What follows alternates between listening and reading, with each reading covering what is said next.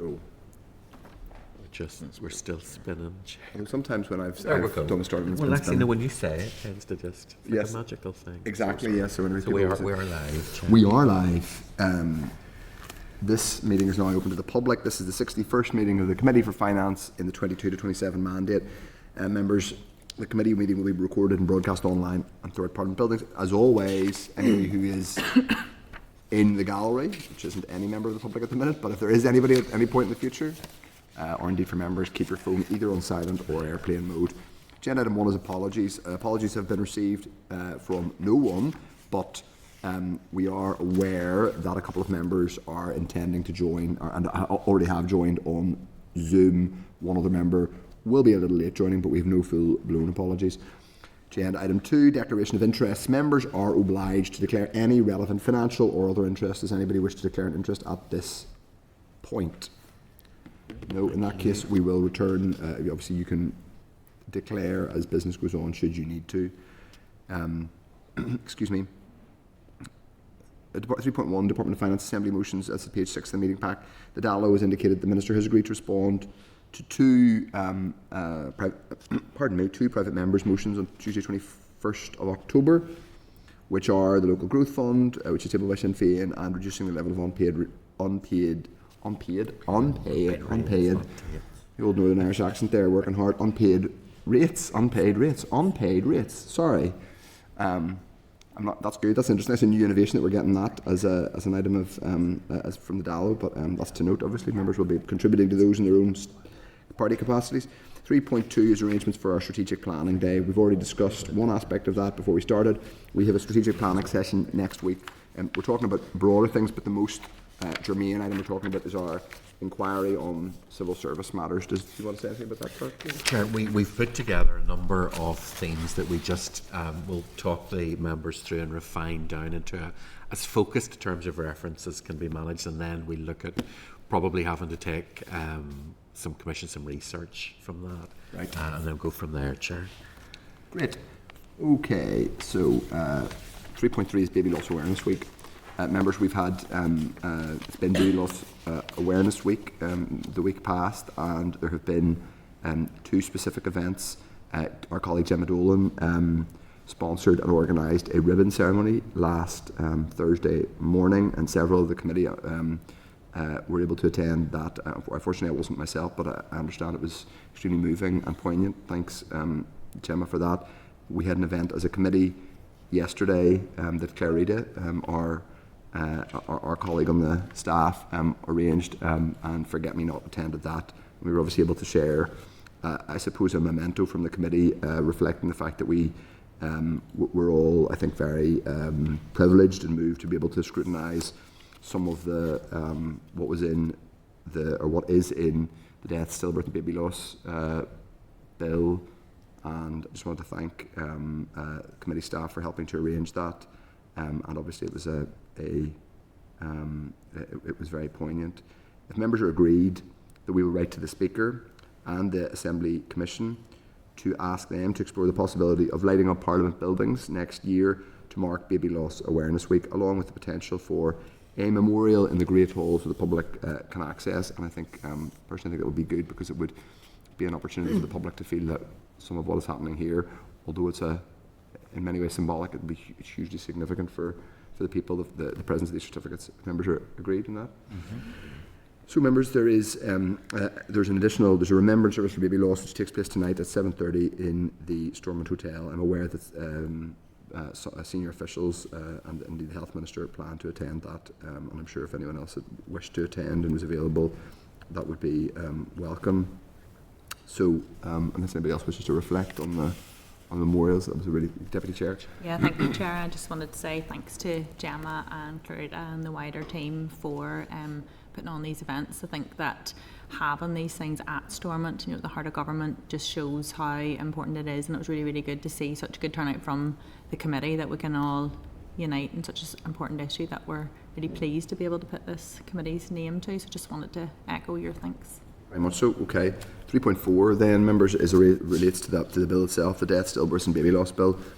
Just to say, we understand that the legislative procedure has gone ahead as indicated by the Minister, and the consideration stage is now scheduled for 4th of November 2025. I don't know if the clerk wants to add anything to that. It's over to the business office, and that's now on the order paper, so that's been set firmly, Chair. Okay.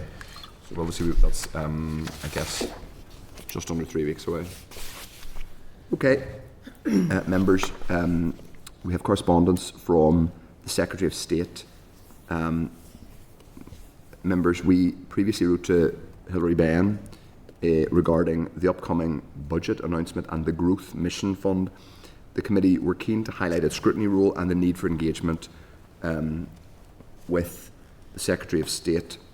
However, the Secretary of State's office has indicated that the committee's query would be best dealt with by the Treasury, and therefore the correspondence has been transferred to Treasury. We await hearing back from the new Chief Secretary to the Treasury, to whom we had already written anyway. So we await a response from HMT on both of these items. Deputy Chair. Yeah, thank you, Chair. Whenever yourself and Gemma Dolan and me met with the Secretary of State, he did seem surprised in that meeting that we weren't really getting responses from Treasury. So just given, your outline of that conversation, I wonder, can we ask, would the Secretary of State please emphasise to Treasury that we're still waiting for that? Because at that meeting, if I remember correctly, yes, he did say, let me know if you're having difficulty getting any information. Yeah. So it might be I think it's very, very wise. We did suggest that we would be that we would want to, if that we needed to, and we expected to pester, but in a urgent and important way, the Treasury, and use the Secretary of State to help with that. Just on that, what was the date? Remind me of our initial correspondence. It was way back in early September, or was whenever it was the 10th of September? Because we wrote to, it came out of that meeting. Yeah. It came out of the first meeting, so they would have been written to within a few days after that. So it's beyond the normal 10 working day turnaround time. The Secretary of State has been slightly quicker, but as you say, he did make that offer that he would help to chase up, if you like, correspondence if we weren't getting a cut through. Yeah, and I think in terms of chasing it up, one additional point I would make is that we are in a slightly different position to other devolves in that I'm not aware that other devolves are planning a multi-year budget later this year. Oh, they all are. Thank you for very discreetly whispering that correction of my ignorance, but well, then we're in exactly the same position, but it's very important for all of them. So I think we should just remind them of that context. Yeah, absolutely, and we'll do that as a reply letter, basically, and we'll maybe see. I think we may have written to the Treasury Committee before to try and hurry things along. Yeah, I think that both that's the NI Affairs and Treasury Committee are also. Certainly, I think the NI Affairs Committee and certainly the Treasury Committee, yeah. And they did make that commitment just to say we need this, we need some kind of engagement, some kind of update. Okay, agenda item 4, draft minutes of the meeting we held on the 8th of October. They are at page 10 of the meeting pack. If everybody's content, I will sign them. If not, please suggest any amendments, but otherwise I will sign them. Agreed. Okay. Agenda item 5, matters arising. Last week we agreed the end of session report, but there's a minor addition to the motion section in the appendices, i.e. we have since then it has been necessary to add a minor addition. So members, that's at page 43 and 44. Are members content that the appendices stand part of the report? Content? Mm-hmm. Yes? Okay. 5.2 is page 47 of the meeting pack, and it is the procurement of a replacement agency worker contract, which is at page 47 of the pack. It's correspondence from the DALO, which provides an update on the procurement of a new agency worker contract to enable the recruitment of temporary agency workers across some ALBs and non-departmental public bodies. The current agency worker contract is due to expire on the 26th of March 2026, and the tender for this new contract is to be published in the week commencing 13th of October 2025. The projected value for the 2026 agency worker contract is 1.44 billion pounds. It's quite a large number. And it says it's at the upper threshold. I presume that means that that's the upper bound of what it could possibly That's cost. as far as they can take that.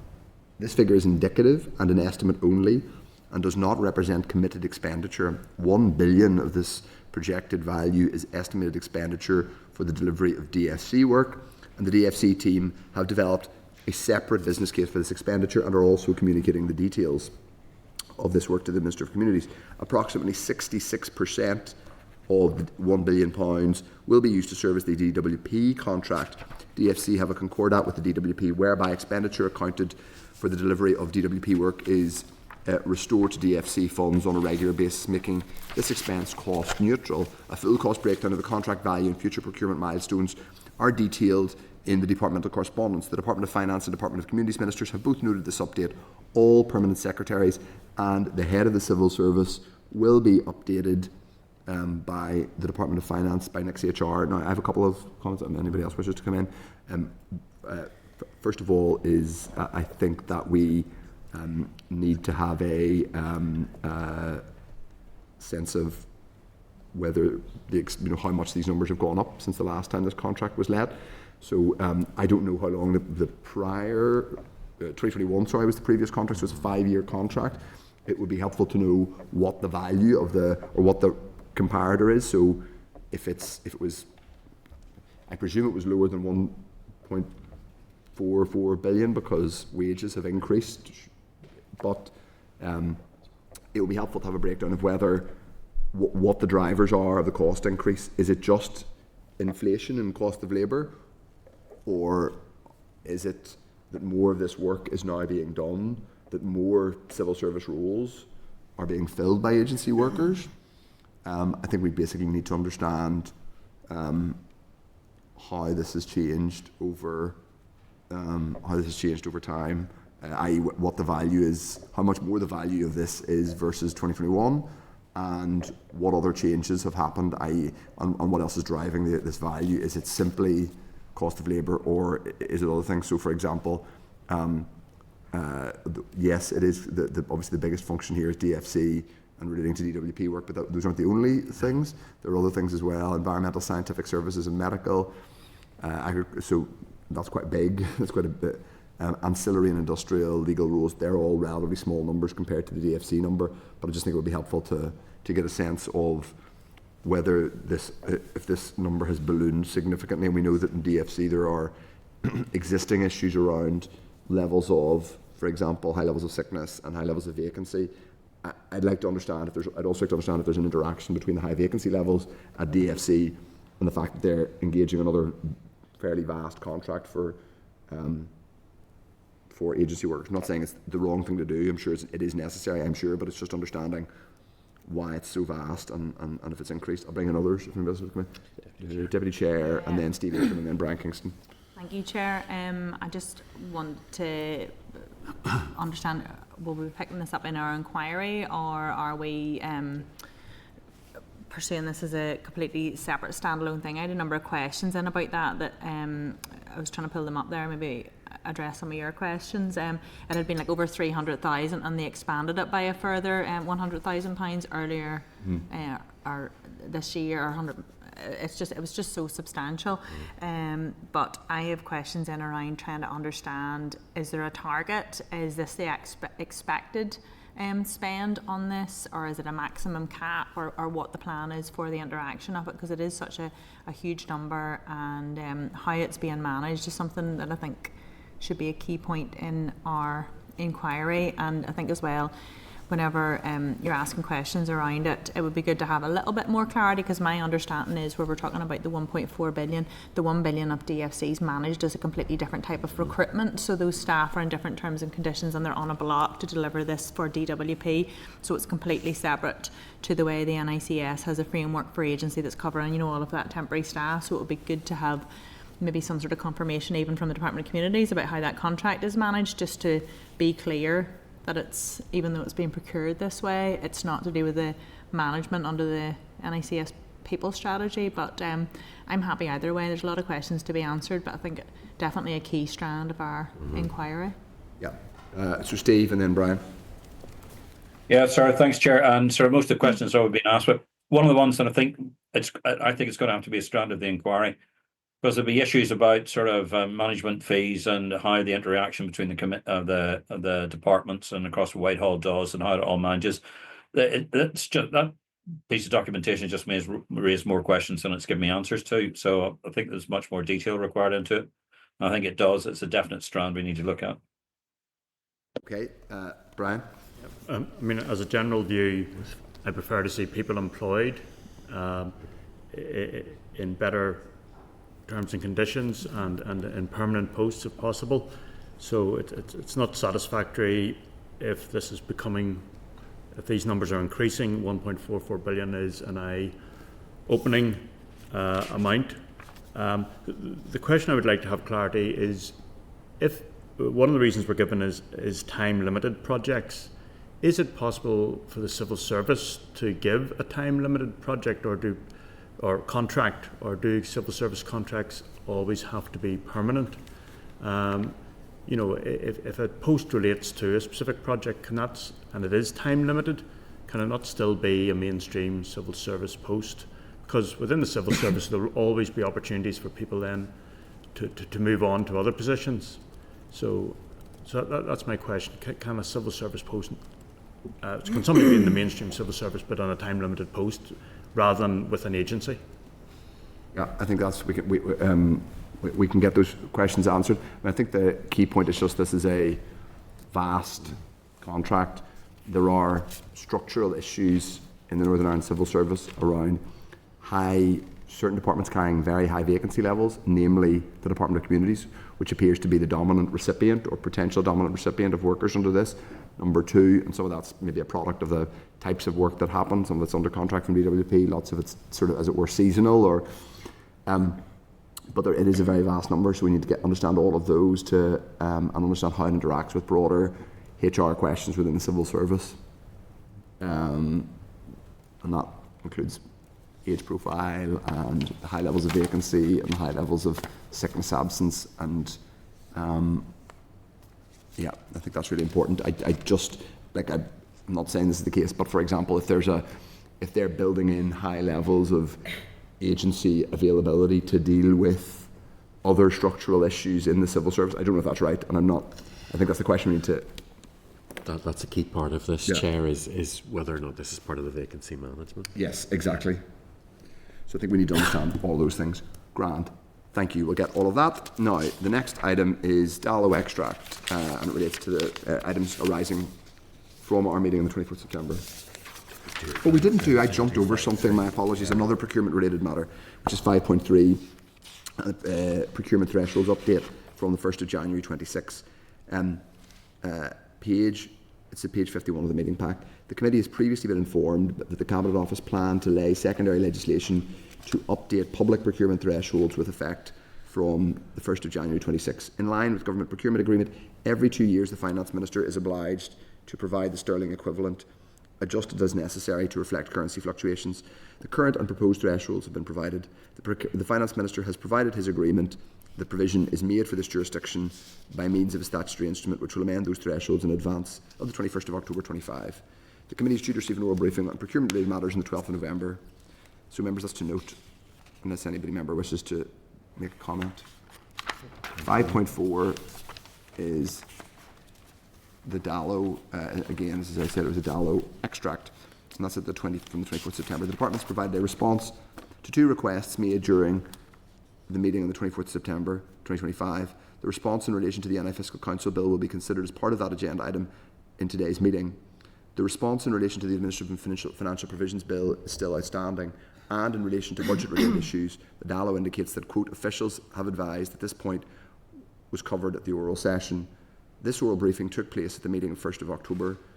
The Hansard transcript of this session can be found on page 212 of the meeting pack. So if members, if you're content to note the responses from the department, or this is really members, if people are content to note those responses in relation to the Administrative and Financial Provisions Bill, I think we need to, we will we don't need to discuss it now, but we can write to the clerk to get the. Chair, there's a number of this kind of response coming up, so it's a case of whether members want to discuss now about me writing to the DALO or whether they want to do it once they see other things that haven't arrived. I'm personally relatively sanguine about just waiting until we get everything and then going through it then. And if members feel they want to go through it all, kind of response by response. We'll wait until later Steve, on. do you want to come in? Steve Aiken? Yeah, just Matthew, sorry, Chair. Just remember what happened towards the last time we were coming towards the end of the mandate. We started getting similar sort of responses from the department. Just don't want that behaviour to become common practice. What, sorry, becoming practice as in, what do you mean specifically? I get the sense that the department is beginning to play us off now as we head towards the end of the mandate about a lot of our requests. Okay. Okay, well look, I think, to be honest, in some of these things we will have the opportunity to discuss them as part of forming our report, and we can come back to it should we wish to ask for more information. Okay, 5.5 is from the Committee for Communities, and that's reform of building regs. It's at page 56 of the meeting pack. There's a copy of correspondence from the Department of Finance to the Committee for Communities requesting an update on progress of the reform of building regs and for a time frame for bringing them forward. So members, this is to note pending a response from the Department of Finance to the Communities Committee, which we can expect to be copied into in due course. 5.6 is Marie Curie and Advice NI, and it's a letter to the Minister in relation to the Tell Us Once campaign. So at page 58, Marie Curie have copied the committee into their letter to the Minister giving him an update on progress made since their meeting with the Minister in July. This was noted by the committee at last week's meeting, and at that time members requested that the department provide an update on the meeting to take place between the Finance and Communities Minister to discuss cross-departmental work in that regard. So that is what we have at page 58. Okay, so that's to note this information pending a response from the Department of Finance. 5.7 and 5.8 is from a member of the public. We've been copied into correspondence from an individual to Doug Beattie and Joanne Bunting, MLAs, regarding perceived failures in the justice system. Members will recall similar correspondence was considered at a previous meeting, and we agreed to adhere to the committee's agreed approach to correspondence not linked to strategic priorities or statutory duties. Which in this case it is not, it's not covered. So that we will advise correspondence that of the relevant departments best placed to respond. So that's to note. Tabled pack. Now moving to the tabled pack. 5.9. 5.9 is the Assembly and Executive Review Committee. I should declare an interest that I'm also on that committee. Members, that's at page 3 of the tabled pack. The AERC wrote to recently wrote to the Department of Finance seeking its views on the AERC cross-cutting executive strategies review and review into the development of a formal process and guidance on the handling of Westminster statutory instruments, which include a role for the Assembly. The Department indicated to AERC that it has had a limited engagement with either process, and therefore no formal response will be submitted.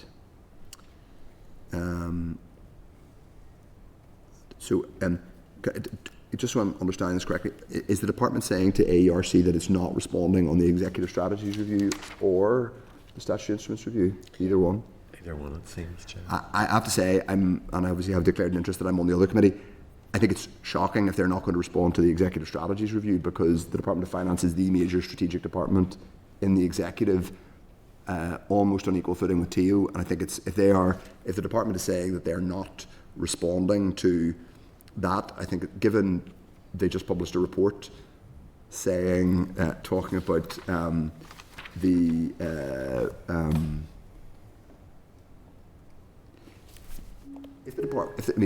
they just published a report talking about the PFG's alignment with the budget.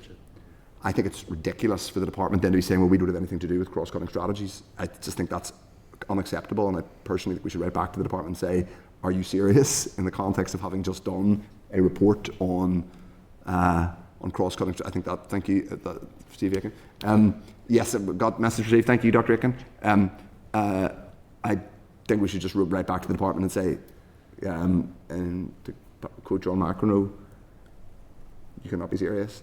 Fair enough on this statutory instruments one, and that's maybe a bit more tangential, but it just seems bizarre to me the Department of Finance would say they don't have a direct interest in the cross-cutting executive strategies. Chair, would it be helpful to go back to the department and highlight the fact that they've done that report, possibly copying in AARC and giving them a link to the report just so they can start looking at that? Yes, I do. We'd already sent it to them. I just think it's. I mean, I put this on report, and hopefully the DALO and the other members of the people in the department are listening. I think it's genuinely shocking for the Department of Finance and really disappointing that the Permanent Secretary has signed off on a response to the AERC clerk saying, basically, not our problem, Gov. We've nothing to do with cross-cutting strategies. That's nonsense. The Department of Finance is right in the middle of everything that's cross-cutting in involved government. It is totally unacceptable and shocking that that response has been sent. And I genuinely think we should be robust about this. I just think, like, it's contemptuous, frankly, to say that to what is supposed to be the main executive committee, the main assembly committee looking at reform and improving how we do things. It's one thing that the statutory instrument stuff is relatively important, but I can understand if they haven't been totally involved in that, but I think we have to be robust in the first one if members are content. I'm really, really disappointed and frankly shocked at that, given the importance of the Department of Finance to literally basically every cross-cutting strategy that there is and the cross-cutting nature of their work. Sorry, Chair, what's the proposal? Just to write back to the department, so at page 3 of our table pack, I've got it here. you will see a response from Neil Gibson, who's the Permanent Secretary, basically saying to Shane McAteer, who's the clerk of AERC, we're not really engaged in either. There are a number of AERC inquiries, one of which is on Westminster statutory instruments, another of which is on review of how cross-cutting strategies are governed. The department has written back to say we don't really have a role in either. I don't think that's acceptable when it comes to the cross-cutting strategies. Westminster statutory instruments, maybe. Even that, though, I think they probably should provide a page or two of response. But on the cross-cutting strategies, I think given their responsibility for the budget, including a multi-year budget which is coming up, and the PFG alignment document they just produced, I don't think that's an acceptable response from the PermSec. Brian Kingston and then Steve Aiken. I was just to understand, I mean, the AARC call for evidence is about the process of cross-cutting strategy. It's not about any current ones that are in process. Is that correct? Is it reviewing just how cross-cutting strategies are dealt with? Well, both really, but or is it asking about ones that are currently in the system? Well, there's it's probably a bit of both, I suppose, but the point is that whether it's either, the Department of Finance is sort of implied in the middle of literally every cross-cutting strategy involves, as far as I'm aware, pretty much involves the Department of Finance, because it involves, for example, we're talking about the strategy, the Violence Against Women and Girls strategy, that will clearly require a multi-year budget. In fact, the Department of Finance is introducing the Administrative and Financial Provisions Bill, which is what gives TO the power, the expansive power on violence against women and girls. Like, I just think it's really disappointing that the Department of Finance has been this, kind of blinkered and myopic about its own responsibilities. This might seem like process, but I think it is important. Steve Aiken. Yeah, exactly, Chair. I mean, we've had Neil in front of us time and time again saying how important the Department of Finance is to bringing the whole thing together. It's the coordination factor and everything that it needs to do, and particularly in sort of cross-cutting issues. I don't get it. Yes, exactly. Yeah, it sounds, unless Neil's just, and I doubt it, and I know Neil very well, that he'd be signing something that's just put in front of him. There's something going on here, and I think that's something that has to be more than teased out, because if the Department of Finance isn't responsible for the overreaching glue that holds most of the other departments' processes going together, we're in big trouble. Okay, Grant. We'll come back to Deputy Chair. Thank you. On terms of the AERC, I understand, Chair, you sit on that one? Yeah. Yeah. What sort of responses came back from any other committee? I don't have them all in front of me, so I couldn't give you. I mean, I just would be interested as to the level of response from all of the different departments, and is this sort of the tone that's came back from everyone, or is this one particularly? That's a good question. Limited? I think we can ask that question of the AERC as we go back to them and say, is this consistent? I mean, I suppose in my capacity as chair of this committee, I'm more shocked that it, but it has to be said, it's not unusual for this to happen with AERC, and it's one of the problems. So, you know, some parties didn't even respond to our AERC response on reform, but that's a separate issue. But if we're serious about these things, you know, improving how we do things here, I do think it's a bit contemptuous for the department to send back a response saying basically not our problem, whenever the Department of Finance is literally responsible for budget setting for the entire executive. Deputy Chair. Yeah, thank you. No, I just would be interested to know what sort of response we're coming from, you know, from other departments as well, if we could ask that of the AERC. But in terms of this one, you know, I would agree in terms of cross-cutting strategies, and again, coming under the next point and declare I'm a member of the Public Accounts Committee, like we've seen reports on procurement and capital projects are very, very cross-cutting that are coming through. So certainly the Department of Finance has a role in that, but I would be interested to know what sort of responses are coming from other departments to AERC on that. Okay, I think that's a fair question to ask. Yeah, I mean, but I would just add to that though, the like all departments have a role in a cross-cutting strategy. They're like, you know, like the area will have more of a role in climate-related ones, but they're certainly not the only department. But I would say more than every other department, with the possible exception of TO, finance is right in the heart of literally everything. That's the nature of the way our devolved settlement works. So I think it's really important we go back on. Deputy Harrigan. Yeah, no, I just think, I mean, we just need to get more information, because, I mean, you could say finance is at the heart of everything because of the budget, but that actually doesn't mean practically every day that it's across all of the cross-cutting stuff, because that would be maybe other departments. So I would agree with Diane's point to get an update on what other departments have said. But it does say in this letter that they're not directly involved in those two areas that they've asked for, but they do have a limited, I suppose, engagement. So it'd be keen just to see what that limited engagement, so what aspects are they involved in, and then what aspects are they not? Yeah, just to get more clarity. I take your point, Deirdre, but I don't think that's like the idea that they've given a kind of measured response is not borne out by Neil Gibson's response. It's a paragraph and then one line. It's contemptuous. It's not acceptable. Just to be from my perspective. And then we can decide. Well, on the that response isn't acceptable. It's my clear view. I'm speaking for myself. It says the department is at limited engagement and therefore no formal response. The department has literally just... You're not, Chair, you're speaking for me as well. Okay, fine. The department, thank you, Doctor. The department has literally just published a paper on PFG alignment with the budget. It is not and the Permanent Secretary gathered MLAs in a room upstairs to brief on the budget in a cross-cutting way. You can't then simply turn around and say nothing to do with me when it comes to cross-cutting strategies. That's the point I'm making, but we will get a response from the department. Okay, we'll move on. 5.10 is from the PAC, and it's primacy over NIAO reports. So members, that's at page 5 of the tabled pack. At its meeting on the 9th of October, the Public Accounts Committee reviewed its primacy over NIAO reports to determine its short to medium term priorities. Accordingly, it has supplied this committee with a traffic light table which highlights its decisions in this regard. So this is to note, unless anybody wishes to come in. Deputy Chair. Yeah, thank you. And as Deputy Chair of Public Accounts Committee, just to speak to the big reports that are still out there in terms of the Department of Finance, it's important just to keep them in mind. Even though PAC has primacy, it does affect the day-to-day and the operations within the department. We've got the public procurement policy. You see the guidance coming through in the papers continuously, and obviously major capital projects as well. So the things are, just because PAC has primacy over the reports and the recommendations, there are issues there that are still very, very live in the Department of Finance. Okay, indeed. Everyone's happy enough. 511 is page 8. It's on page 8 of the table pack, and it relates to something from Newry Down District Council. We wrote to Newry Down to ask if it agreed with the Department of Finance's assessment of the potential for an alternative funding proposal to be developed for the Moorns Gondola project. The Council has indicated it anticipates any alternative proposal should be submitted to the Executive Board within 6 to 9 months. Presumably that's 6 to 9 months of now, so spring next year.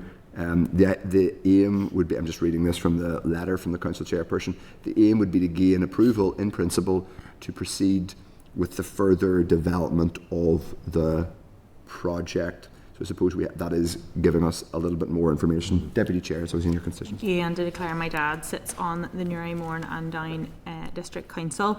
Can we write to the BRCD within Department of Finance to see what their understanding of it is, because that is not my understanding of the position. This is what's come back is different from what your understanding is in terms of. Okay. I got that from correspondence from both ministers that they were expecting an imminent proposal in October now. And again, given that it's a substantial project that needs to go through plan and public consultation and be delivered and closed by 2030, the fact that the council's view is they've another 6 to 9 months to come up with ideas seems a bit strange. So I would be interested to hear from the Belfast Region and City Deal what their expectation is, because my understanding was they were expecting a proposal in October. Okay. Yeah, I'm happy to write members of content to write that. Okay, agenda item 6, Fiscal Council Bill. That's at page 63 of the meeting pack. The department sent us a response to our comments on the Fiscal Council Bill. The response will be added to the evidence base. However, members may wish to note comments in relation to fiscal sustainability reports. The Council had asked the committee to confirm understanding on the drafting of Clause 4. In summary, the department believes that the clause in the bill provides the council with the flexibility, that it requires on fiscal sustainability reports. So, members,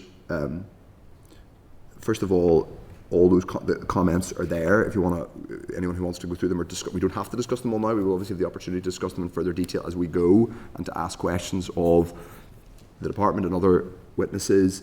So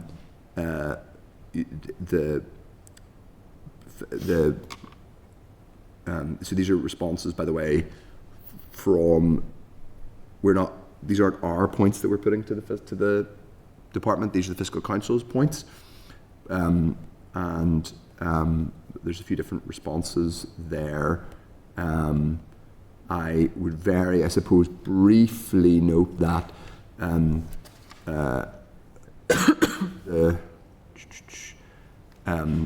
it says the bill ensures that the council is free from ministerial, executive, committee or departmental interference, and this legislation safeguards the operational independence of the council. It does say that the council reports are laid in the assembly for scrutiny purposes. Worth just saying that is one of the slight kind of, I guess, amber, is it amber or red in the OECD report around independence? Amber. 2 shades of amber. So they just, okay, very good. Does anybody else wish to we will be copying the response to the Fiscal Council. Or members, does anybody else wish to comment on it at this point? Okay. Chair, just if it's useful for members, because I appreciate we're getting a lot of traffic here. This is all going into our bill table. So, as I said before, that's based on several columns with queries raised, department's response, and then the members can decide how exactly they want to go with that. So that's all being compiled in the background as we go through this, and there'll be opportunities for members to review that in the bill folder, which members get the link to. And I know there was a bit of a weird technical thing happening this week, but the link now should be workable. But we'll bring that back into committee when we get to the later stages and members are wanting to sit down and think about how they want to respond to each of the clauses, and that's later down the road when members want to look at potentially amendments or whatever else. Okay, members are content? So, page 60, oh sorry, did you wish to come in? There was an action just at the... Oh, apologies, sorry, I missed the action there. Okay. So if people are content, we'll copy the response to the Fiscal Council so that they can see it and are satisfied with it. Content. So, now members of page 66 of the meeting pack is the Department's response to comments from the Audit Committee in relation to the classification of the Fiscal Council. This too will be added to the evidence base for the committee stage of the bill. To assist, a copy of the Audit Committee's correspondence can be found at page 11 of the table pack. Members content with that? The Department has, as members will recall, assessed and concluded that the Fiscal Council should be classified as a non-departmental body. Should this committee wish to consider the Fiscal Council as a non-ministerial department, Should this committee wish to consider the Fiscal Council as a non-ministerial department, there would need to be clear circumstances set out that are unique and specific for it to be classified in this way. indicating how an assessment differs from that assessment by the department. The minister would then confirm this. So what they're saying is, if we come to a view that it should be a non-ministerial department, we would need to basically explain our rationale. I suppose we would do that, but or an individual member who put down an amendment, or if the committee put down an amendment. In relation to the independence of the council, the department has highlighted the wider ALB landscape and examples of public bodies and sponsored departments. CJI, this is the Criminal Justice Inspectorate, is it? COPA, Labour Relations Agency, etc. It also highlights that, and I suppose of those, CJI is probably the closest to where Fiscal Council is. It also highlights that a non-ministerial department, whilst answerable to the Assembly, still requires a sponsoring minister, pointing out the NI Audit Office is not an NMD, but rather a corporate sole and does not have a sponsoring minister. Furthermore, the department notes from the Audit Committee summary table provided that the committee considers the budget and agrees the estimate, but has no role in commenting on the strategic direction of the strategic direction or operational performance of the bodies, nor considers its annual reports. Sorry, that is the department notes, noting that the audit committee doesn't look at the audit offices. Essentially, Chair, they will look at budget. They're the budget approval authority, if you like, where departments have a different role, but for the NIPSO and the audit office and the Assembly Commission, the audit committee has a budget consideration role, but they don't comment on policy. They're not directing policy. For each of those bodies, their own policy is their own business, effectively. The differentiation they point out there with the audit office is the fact that it's a corporate sole, so it's very much independent and detached. And I suppose really where all the direction this is all heading in is the rationale behind how you decide to set up the Fiscal Council.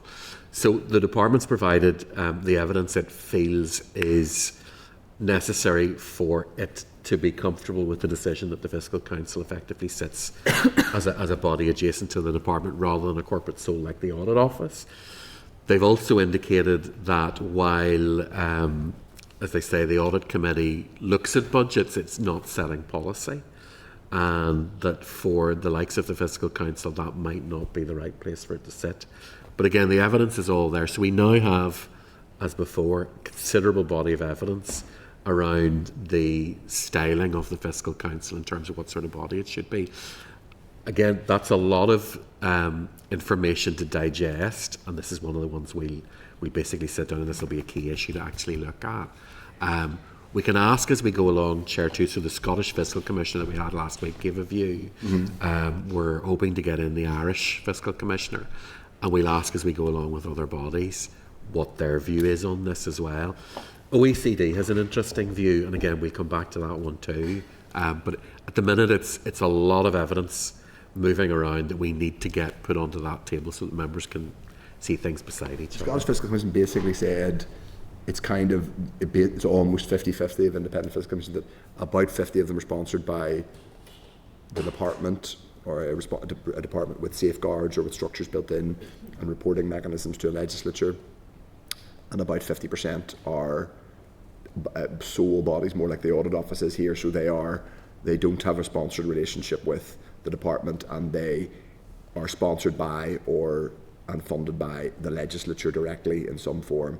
So it probably is a hybrid model as well. But one of the interesting things they pointed out, because this was discussed when the OBR was being set up, and it was decided it was too small with 17 staff. Scottish Fiscal Commissioner has 25, making it slightly different, but the Fiscal Council here has somewhere around between half a dozen and 10. So it's a smaller body again, and that seemed to be one of the significant criteria, was how separate an entity can be when it's really quite small. I mean, the context in which the OBR was set up was very distinct, and there was a highly political purpose by the then Tory, coalition government, which was around their approach to deficit reduction / austerity, which indeed legitimised the OBR as a respectable body, but it was created at a particular moment with a particular purpose. So just being mindful of that. Anyway, that's all useful, members, for us to consider. Future, happy enough to we can go on and we grand. So if members are agreed, we will copy the response to the audit committee to ensure that it's satisfied with information and comments given by the department, and also seek agreement that we add this to the evidence base for the committee stage of the bill. Okay? Grand. So, agenda item 7 is committee deliberations on our other bill, which is administrative and financial provisions. So, page 34 of the table pack. At our meeting on the 17th of September, the committee received a raise briefing on the administrative and financial provisions bill. Sorry. A raise briefing on the administrative and financial provisions bill. Following that, the department was asked to provide a formal response to scrutiny points on research paper with direct relevance to the Department of Finance's remit. This was due for response on the 3rd of October, and a partial response was received on the 6th of October. A full response was received yesterday afternoon and is provided for members in today's table pack. It will be added to the evidence base for the committee stage of the bill. The department has provided comment on future FTC use as a result of Clause 1 of the bill, impact on Invest NI powers, additional resources needed for Clause 1, information on the need for a higher statutory contingency limit at 4%, additional resources needed for Clause 19, and updated information related to Clause 20 of the bill. So if members have any comment or wish to ask any more information about any of those points.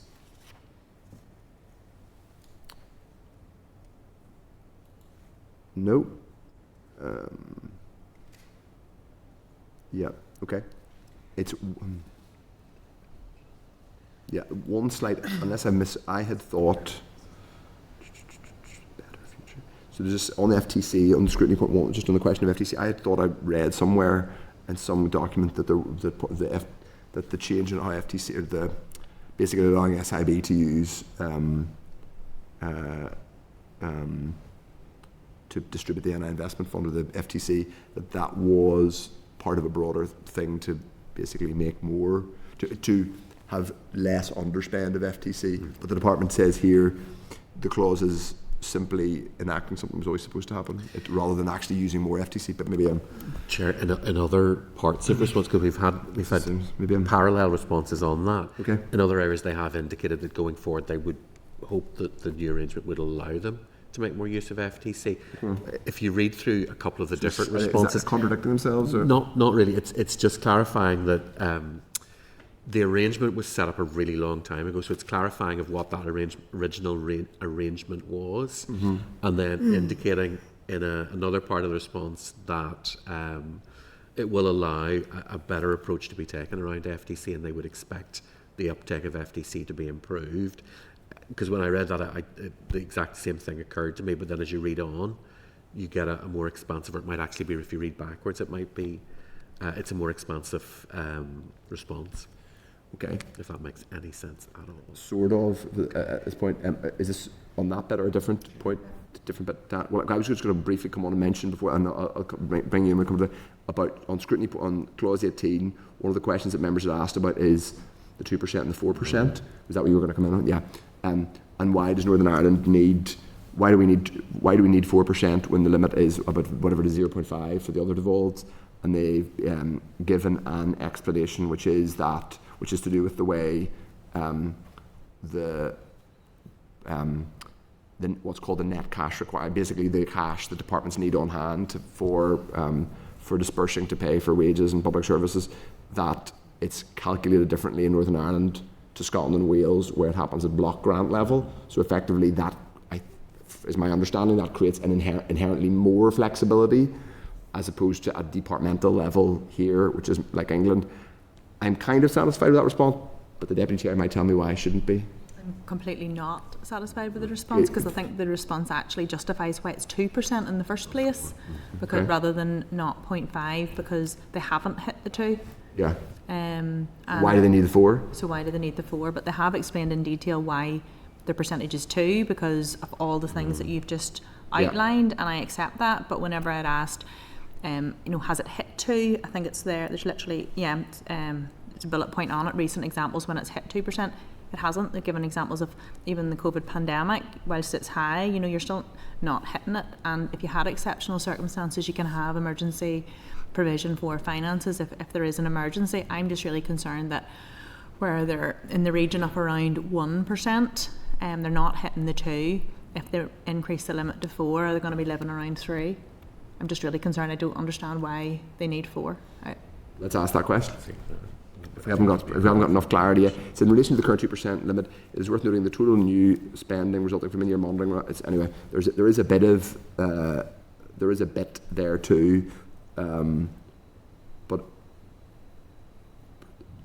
it effectively amounts to describing it in one of the paragraphs further down as a prudent safety net. The two examples they give they give three examples of where the 2% could have been exceeded. One is COVID, obviously. The other, I suppose you could presume they did pass emergency legislation anyway, or could have done anyway, should they have needed to.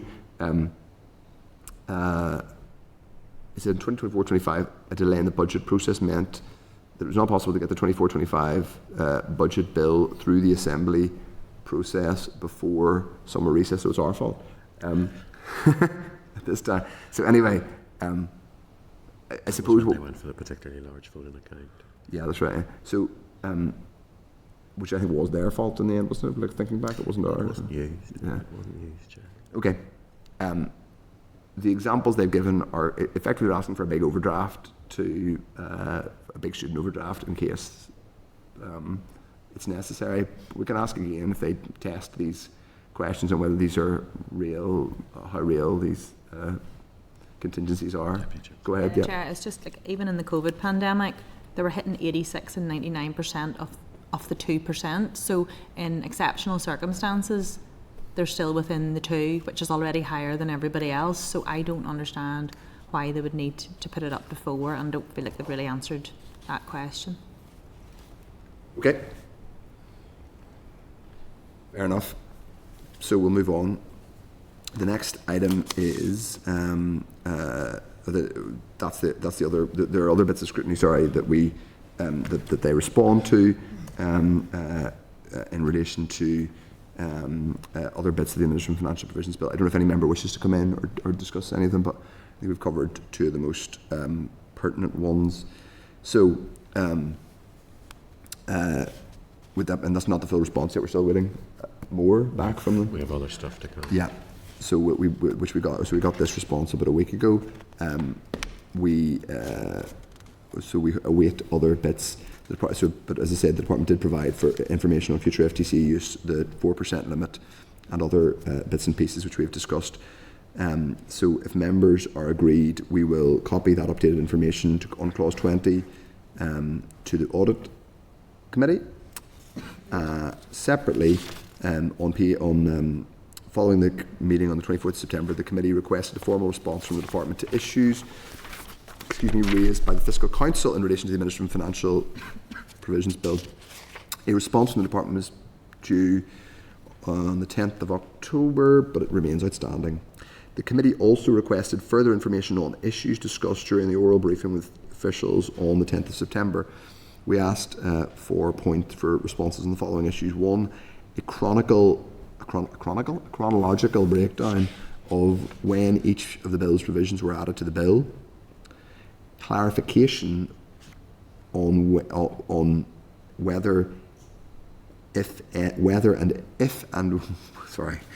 clarification over which bit of the bill's provisions will nullify or set aside any existing powers.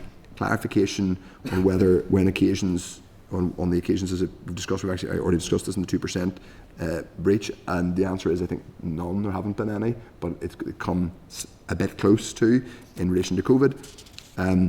Detailed discussions with the UK government over the bill's provisions, and a bit more detail on the boardroom apprenticeship scheme. So we're waiting on all of those, but we have an answer to the 2% limit, which is none, but they have come close. So we're waiting a response on that. So we've discussed that. So we will go back to the DALO if members are agreed to chase them. If members are agreed on that, we'll also write to the department highlighting recent examples of papers not being received in time for the main pack and the implication for members' timely scrutiny of bills. And I think this probably vindicates us taking the extra headroom in terms of committee consideration, given some of this will come back and we might have to unpack it and scrutinise it a bit more. Members are content? Okay.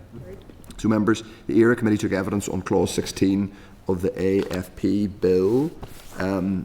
at its meeting last week and will provide the committee with an oral transcript. I'm just opening my own. With an oral transcript of, with a transcript of the briefing, along with a report of its position on the clauses, provisions in due course, or a position on the clauses, positions. That's the marine licensing clause. Okay, members are content? Yeah. So thanks everyone for that. Now we have an update on strategic review of rating. We've got an oral briefing from the department. At page 70 there is of the main pack, there is a clerk's memo in relation to the LPS, for an LPS update on supplementary consultation and rating. We also have Hansard of last rating policy briefing on the 25th of June 25, correspondence to the Minister regarding the supplementary consultation on domestic rating policy, which is page 87, the LPS strategic review of rating terms of reference at page 137, and the LPS guide to rates 2024 at page 153. So we're now going to get an oral briefing from Andrew McAvoy, who is Director of Rating Policy, and he's going to cover the two reviews on the early payment discount and the max cap. Members may also wish to ask questions on the second year of the review. So we're now 2 years into the decade. We're 2 years into the decade-long review. We're dropping the decade-long reference, I think. Absolutely.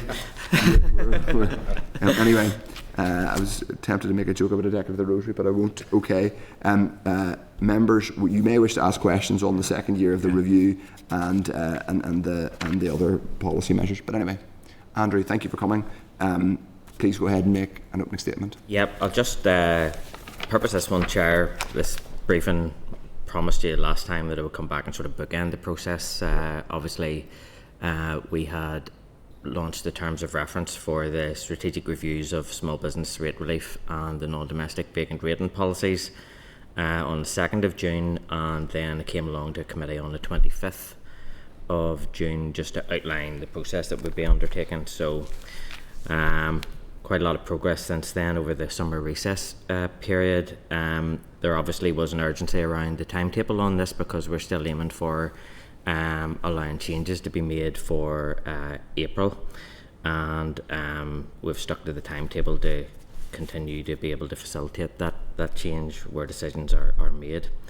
In terms of the process, obviously we had started off in terms of desk research and tax-based research in terms of the analysis of the businesses and receipt of both forms of support at present, and then moved June, July, August through quite an intensive period of stakeholder engagement, following which, and once that was complete, we put out a survey to the businesses that those stakeholder groups represented to get a sort of drill down level of detail from individual business owners, so that closed on the 15th of September. On the 5th of September I also met with Solace, which is the chief executives of the 11 councils, to talk them through the process and to date and what the sort of general tone of it had been. In terms of the individual stakeholder organisations, I'll rattle through quickly who we met. Federation of Small Businesses, Retail NI, Hospitality Ulster, NI Retail Consortium, CBI, who facilitated a meeting with their UK branch as well, Food to Go Northern Ireland, the Post Office Sub-Postmasters, credit unions, Charities Commission and Business Improvement Districts that we met with. They got back to us to participate in the review were the Ballymena bids, the Enniskillen bids, the Newry bids, and Business Improvement District in Belfast. And likewise I've already covered that we met with Solace and Nilga. There was also meetings with other businesses. Chair, you had facilitated one with traders on the Lisburn Road, and there was a proposal put forward by Alderman Smith and Ards and North Down Council during the course of the review. So we reached out to Chief Executive in Ards and North Down separately just to talk through the proposal that he had put forward and just how perhaps a local equivalent of that could be looked at, because his view and the concept that he put forward was very much tied within the transforming business rates proposals that were put forward in GB. Importantly, in the context of both these pieces of work, I think it's worth highlighting the sort of strategic context that we're working within now. The two reviews are sitting alongside wider considerations for both the Finance Minister and public finances more generally. We have the transforming business rates process that's in place at Westminster that is looking at similar adjustments to those looked at within our review, but in the context of the uniform business rate that applies in England.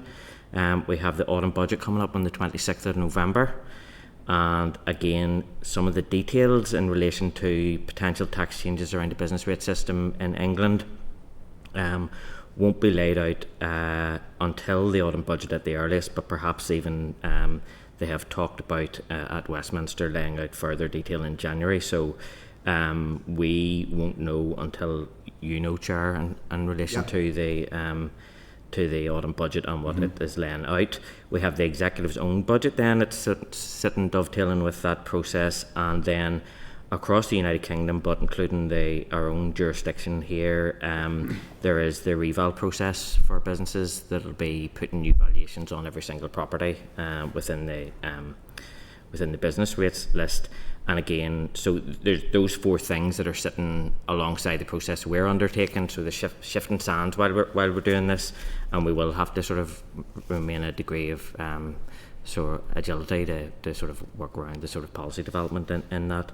I mentioned the useful discussion with the CBI last week that I had, and they are obviously very much over what's happening in all four jurisdictions at the moment.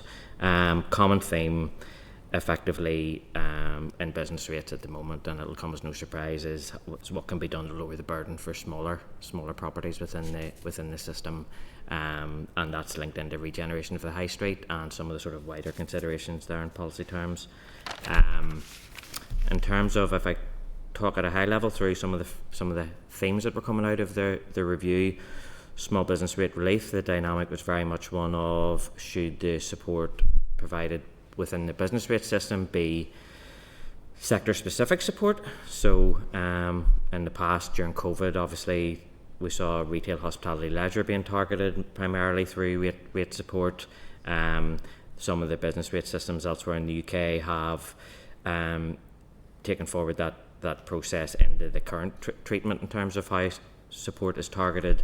There is an opposing view to that if there are certain sectors that are struggling at the moment, that there would be a bigger benefit in terms of support that's provided through the rating system being sector neutral, so that if there is a sort of long-term or medium-term decline in some sectors, that we aren't ruling out support for sectors that might be coming in and replacing their footprint on the high street and town centres.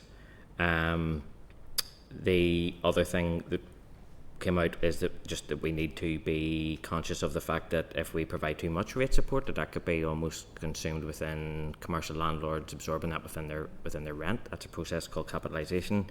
Enhancing support obviously brings cliff edges and presents issues if there's a revaluation process, for example, and someone's valuation goes up and they fall off the edge of support at the moment. Say, for example, if your valuation was to go up and you fall outside the small business rate relief threshold, you would see yourself going from 20% relief to zero.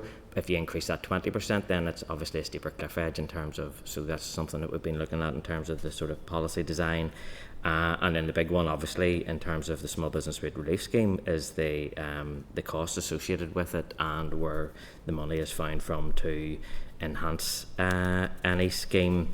And part of the key considerations there is then bringing back in that wider process of the strategic review process that we've been undertaking over the last few years, where we have been identifying savings and looking at that as a sort of holistic process in terms of where there's savings in one area, can they be used to fund support in others. Likewise, whether measures that we bring in could actually grow the tax base and therefore could be sort of determined as being self-funding. In terms of funding as well, there is a possibility, and we've raised this in terms of the contributions from other government ministers, and local government, if they want to use the rating system in some way to provide an enhancement to support that's provided at the moment, then that option's on the table, I think, in terms of coming out of this process of review. What do you mean by enhancement? Well, say we were to provide a support package that would be cost neutral in terms of we've found the funding from within the rating system, but if there were policy objectives that, like for example, regeneration or the economy, that other government departments thought an enhanced level of support would stack up in terms of business case, that's something that could be sort of pursued through. There's a pre-existing mechanism there through small business rate relief that could be utilised. Likewise, in the non-domestic vacant rating, two schools of thought, primarily inside Belfast. You have the Tribeca dimension, where you have a concentration of a lot of vacant properties as a result, and therefore tendency with those that we met as part of the review process to say, look, we think that the liability should be elevated to try and sort of persuade those the land owner or the commercial interest there to sort of part ways with the property and get it back into use. Outside Belfast, where you might be talking about like tertiary level space in terms of offices, retail premises, things like that, much more trepidation around an increase in the liability level.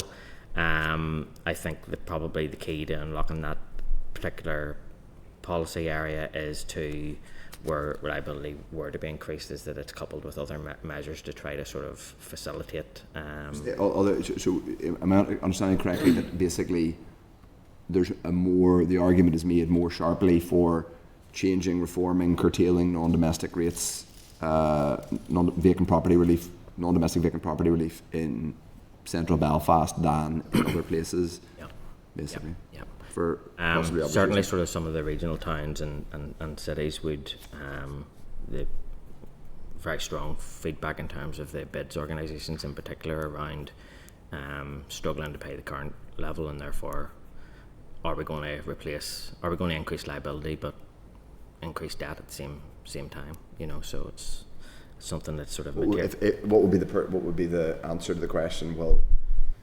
then they need to, if those people aren't then, if there's no viable route for them to make those, let those build businesses or occupy them themselves as viable businesses, that they should be taken on by people who want to do that, and that this might encourage that. Do people accept those points or not? I'm not saying that's the right position. It depends who it is. If you own the property, you might not, but I think that we have to look at it from a wider perspective, and that will be to try to bring those properties back into use. There's been quite a lot of coverage this week, even in relation to that specific issue, on some of the BBC coverage. Obviously, a lot of those issues in town city centres are related to much wider structural issues in terms of economic considerations and planning and things like that are way outside the rating system. In many ways, the rating system responds to the market. It does, but is there a sense in which, like, we don't pick individual towns, but we could all name towns, market towns, for example, where there's high levels of there's high levels of vacancy, which then become levels of dilapidation, then dereliction. There's a creep effect, and there's a kind of continuum of,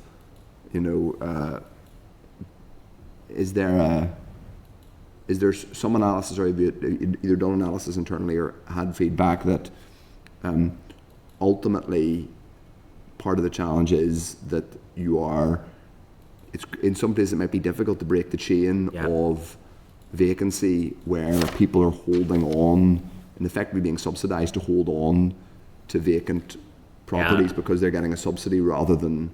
I think that's material. I think they wouldn't see it as getting a subsidy. They would see it as a liability level set at 50%. But I mean, the department looks at it as a relief, and certainly that's the way it's looked at in the rating systems elsewhere in the UK.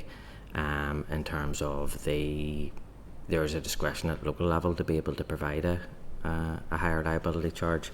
I think the secret to unlocking it, as I say, is to sort of work alongside the owners potentially with relation to sort of grant powers and being able to increase the capacity for sort of allowing buildings to be brought back on stream.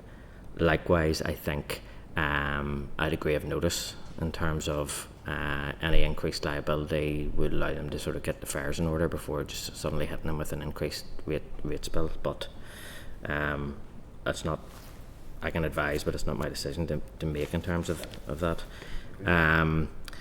The couple of other things on that came up with listed buildings was discussed with the Royal Society of Ulster Architects, and there was some discussion around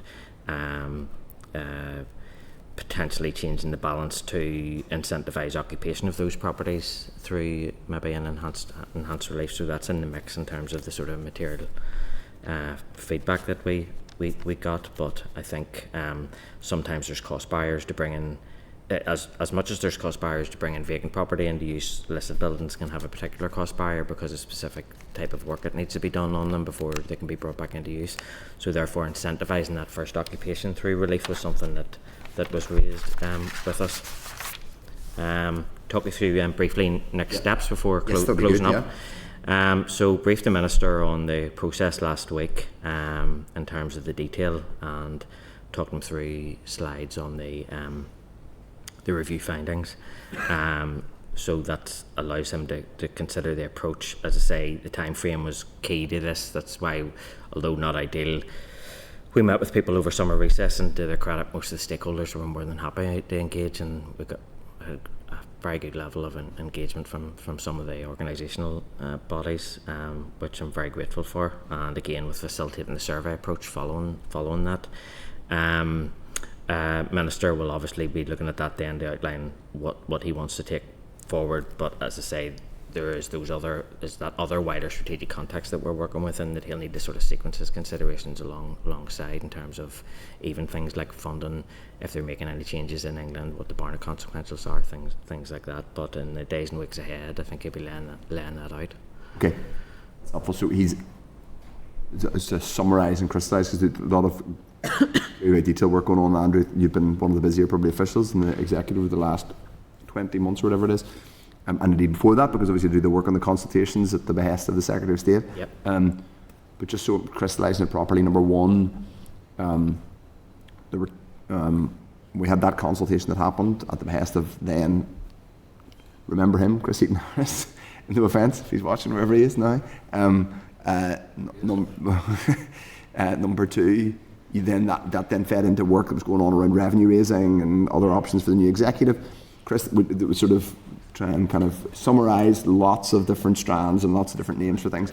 There was then a 10-year cycle, a strategic review of the rate system to be conducted on a 10-year cycle with 2 phases of consultations on specific measures, some of which some of which happened already, and then further of which did on an informal basis largely over the summer. The first set was on,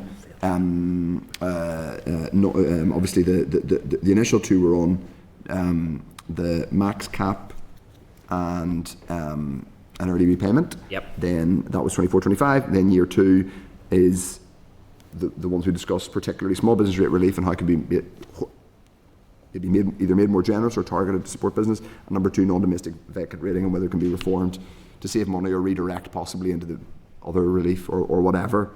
And then other things in terms of back in business and other types of rate support. Just so we're clear on it. So papers have gone on both of those to the Minister. It's now with him to decide what happens next. Yeah. Okay.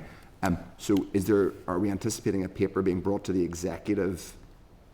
It'll have to come to the executive for final policy decisions. As you may recall, with the early payment discount and the max cap, we went ahead and consulted as a department, so that option's available to the Minister to go out to consult on any proposals and then come back to the executive just prior to the legislation then being made. It's negative resolution SR, so again, it can be fairly swiftly done.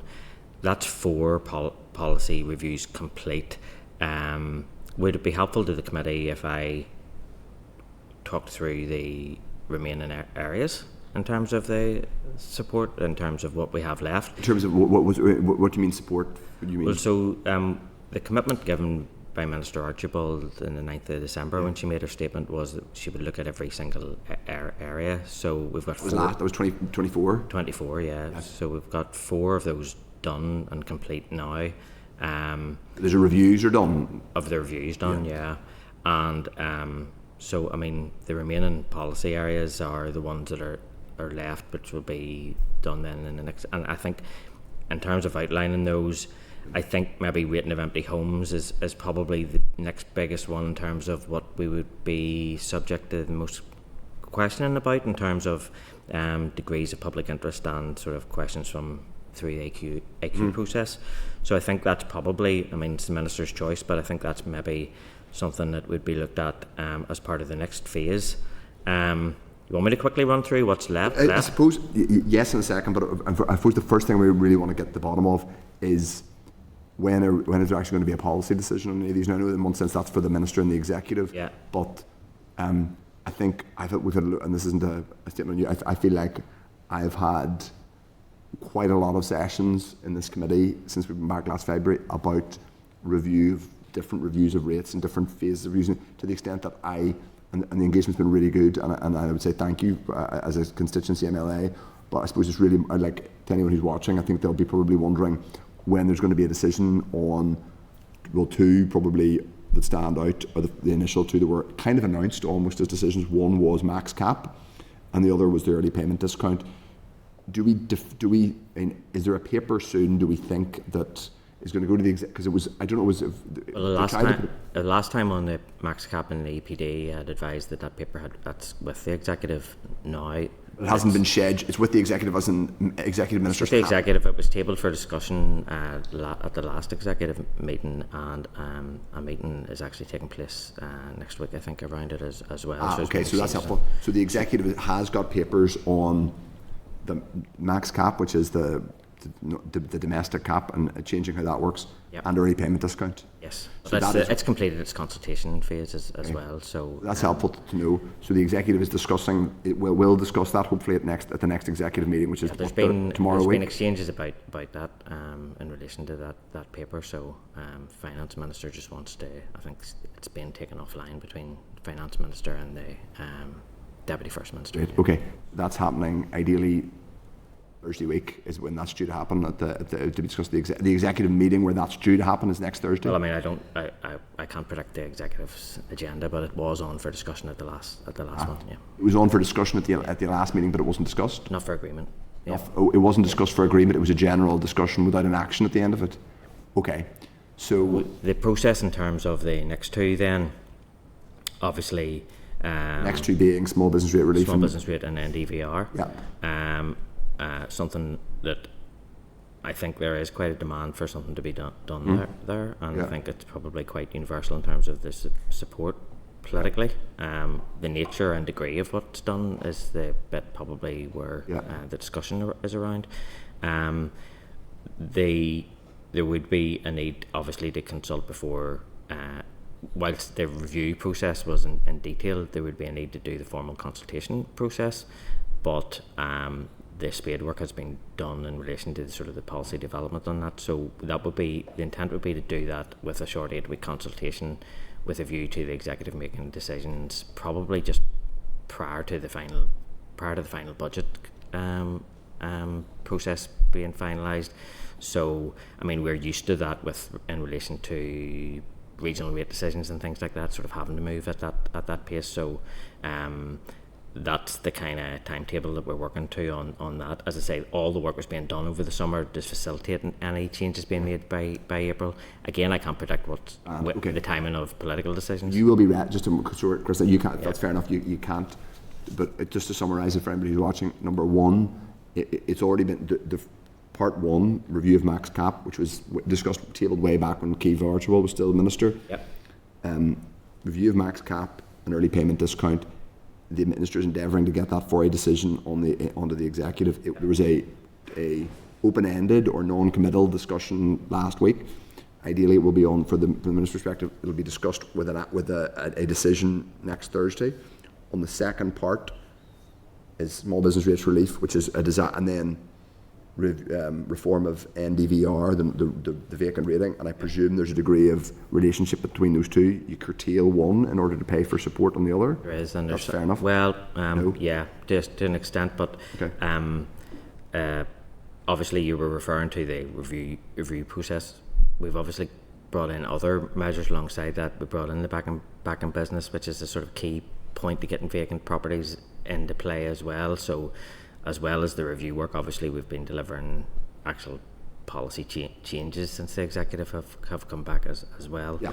So there's a bit of interplay between all three of those areas in terms of regeneration and that sort of aim for the No, back in business, obviously that was welcome, but just in terms of what, because people will be expecting to know if there's going to be a multi-year budget later this year, they would expect that is the obvious opportunity to say these are the reforms to rates we're making. So the what we can, and that's the timetable in the GB. timetable is basically for them that if these changes are going to happen to the rating system, that they'll be announced for the multi-year budget. We shouldn't expect perhaps any more than that. Is this probably the limit of what we could expect, or might there be other things? There are a few other things that we're looking at that come out of the review process that would accompany that, I think. But again, it's for the minister to decide if he wants to take. You're not going to share them with us at this point? No, because I think that they're policy ideas that were put to us, but they're not ministerial decisions yet. Okay. I'm going to bring in other members now. First of all, Deputy Chair. Thank you, Chair, and thanks, Andrew, for coming and giving us the update. You were talking about the transfer and business rates review in Westminster, and obviously there's different elements that are coming through in the rates over in the mainland, especially in around the hospitality reliefs, which is something that is raised with me often by businesses here, and I'm sure it came up in your stakeholder engagement. Do you envisage any moves towards that as that review carries forward, and have you got any signs in terms of when the budget's coming through, and if it's relating through to business rates, if it's something that's going to be able to be directly reflected through these particular budget businesses? at Westminster? Yeah.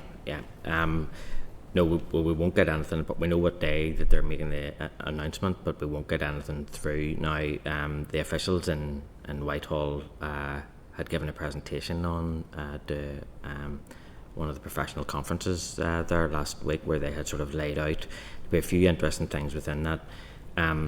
For the benefit of all the members, what they're talking about in the transformer business rates is where a property has a rateable value below 500,000, that they're going to have a lower multiplier. Sorry, I should have said, in England they have a uniform business rate, so it's not the same as here where the local councils each have different poundages. The whole jurisdiction in England has one uniform business rate, and what they're proposing is that for those below 500,000 that there is a reduction to their multiplier, so they would have a lower multiplier, but in turn then that is subsidised through a higher multiplier on businesses, large businesses with a rateable value of over 500,000. So it's sort of cross subsidy. It's a bit like what Sammy Wilson had done with the large retail levy whenever we were doing that back in 2012. So it's effectively taken off the larger businesses to help support the smaller. Now, a couple of things on that. You talked about the hospitality sector. Obviously, hospitality sector that's in those larger premises then would be cross-subsidising for the lower, and that's part of what I was meeting with the CBI on, because both the CBI and the British Retail Consortium had opposed the transforming business rates package when it was going through the Lords, on the basis that they didn't think it was they felt it was fair that the lower multiplier was applied, but they didn't want to pay for it through the higher multiplier. And I mean, we're familiar with that from whenever we tried our version of it.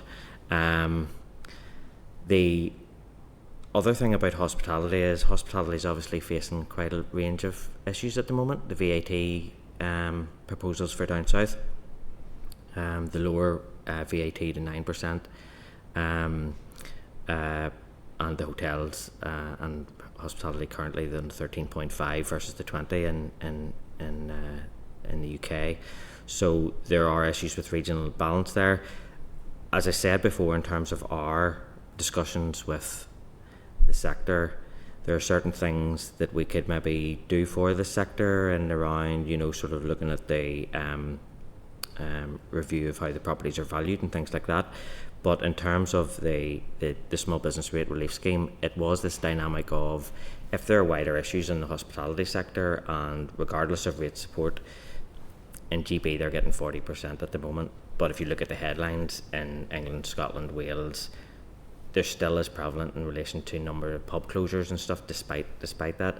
So if we did divert resources and targeted towards certain sectors, and those sectors close anyway, we're sort of, is there an opportunity cost in providing support for sector neutral support that would sustain businesses that might be required? An entirely different licensing system though, and like that Pardon? they have an entirely different licensing system than ours, which is totally They do, uninformed, they and do.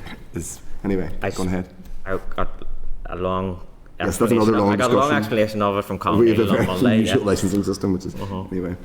No, thank you. And in terms of the timing of any of these changes, the chair had sort of touched on it. Yeah.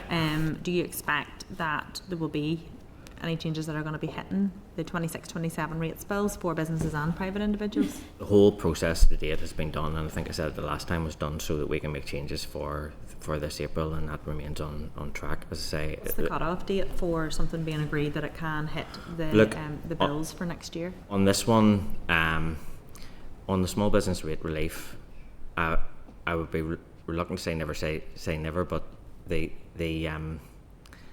COVID support, for example, that was provided through the rating system was done through the same enabling power and was able to be done pretty rapidly. So where there's the will, it can be done very, very quickly.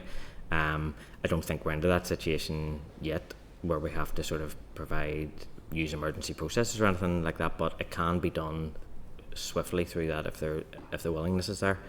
As I say, the whole process has been done so that we don't have to get into that situation. We're on the normal flow through for changes being made for April 2026 if required. I mean, I don't know sometimes what the rate poundage is going to be until maybe the start of February, so that's the type of time frame that we'd be wanting to know for definite about this. Super. And just a final one, in terms of the property revaluation, what is that going to mean in terms of time scale for people out there, for homeowners and businesses? When should people expect to see this starting to progress? Oh, well, I mean, the revaluation process, that's coming to a conclusion, over the next couple of months, and that needs to all be sort of done and dusted in broad terms to allow the councils to set their district rates. They have to strike theirs by the 15th of February. I think the draft schedule will be published, it's probably in around start of January, end of December. I don't know the exact date, but that's the timing, and there's no indications that will be outside of the normal process at the moment. I should say in that context, by the way, and I heard the phrase broken antiquated rating system being used on news yesterday. I mean, we are the most frequently revalued part of the United Kingdom at the moment. We've done the values on the properties are more up to date here than they are anywhere else. So I mean, that's a testament to Angela McGrath and the Commissioner and her staff. I think that in terms of that was something that businesses had asked us for way back between 2015 2019, and it's something that they have delivered now that we are on that frequent cycle. So they're catching up with us in the rest of the UK. So I don't sort of take that angle on board in terms of the sort of antiquated system. It's got the most up-to-date rental values anywhere. Thank you. Thanks, Chair. Hey, Carl. Thanks, Chair. Thanks, Andrew. In terms of the consultation summary responses, I mean, in general, I'm concerned, especially the aspect around industrial derating. There seems to be, I think I've kind of criticised it before. I think there's huge interest beyond myself in this. There's a presenting petition in Stormont of 3,000 people who've raised concerns about the policy in a general sense, and I'm concerned that the responses appear to be sort of geared towards that sector. And I'm not aware of In relation to small business rate. No, industrial derating. Oh yeah, okay, yeah. So I think you mentioned some of the companies like CBI and others were kind of, I think they were, if I'm correct in saying, they were specifically approached, or they were kind of certainly significant value was placed on their correspondence, but I don't think the same was allocated to human rights organisations, Palestinian solidarity groups, and so on and so forth. So that's my impression. You can comment on that if you want, but it seems to be there's a kind of a bias towards that sector. The other question about the rates review, and I think this is where I think the rates is a bit antiquated. We have had a situation where we had the richest company, Amazon, have a store in Belfast. They paid £1.6 million in rates over a several year period, which is paltry for an organisation that's worth over... When you say store, you mean the warehouse, yeah? Yes, yes. Over at least £400 billion, which is a huge organisation. So to me, that suggests is there's a antiquity or there's an outdated nature of the rate system, that it's not connected to wealth, capital, resource. So in terms of the review, I know it's more general than that. How is those kind of organisations being considered about a special levy, a special rate, or anything of that nature? That'd be useful. Thanks. In terms of the initial point, the industrial derating, obviously we looked at that specifically in the context of the Secretary of State's work back in 2023. The policy itself will be looked at separately as part of the strategic review process when we come round to that one.